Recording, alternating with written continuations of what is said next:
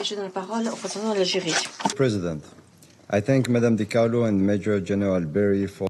Monsieur le Président, je remercie Madame Di Carlo et le général Berry de leur déclaration depuis le début de l'agression israélienne contre le peuple palestinien. L'Algérie, ainsi que d'autres, a alerté sur les risques de déstabilisation dans l'ensemble de la région.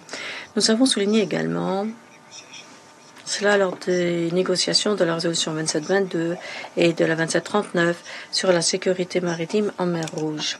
L'Algérie dit sa vive préoccupation concernant les opérations militaires en cours d'Israël et ses frappes aériennes ciblant différents sites du gouvernorat d'Odéda. Chaque jour, nous comptons plus de victimes parmi les civils, les enfants, les femmes. Le prix des souffrances humaines est aggravé par les destructions d'infrastructures essentielles. Le recours à la force ne fait que compliquer la situation et risque de saper les efforts de l'envoyé spécial pour le Yémen pour lancer le processus politique. Nous exhortons toutes les parties à faire montre de retenue à cet instant critique pour éviter toute autre escalade des tensions. La situation exige une attention immédiate, une action au plus tôt pour traiter des causes profondes du conflit dans la région.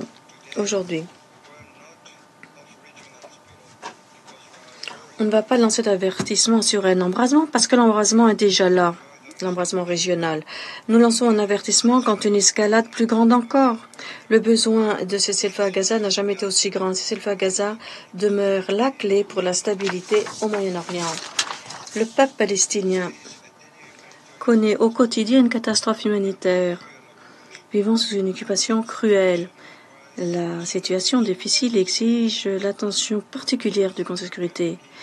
Il est nécessaire, et ce de façon urgente, de convoquer une séance sur la situation humanitaire à Gaza. L'Algérie pense que la priorité, c'est de faire cesser ce génocide à Gaza et, à terme, mettre un terme à l'occupation des terres arabes. Nous devons imposer la paix maintenant.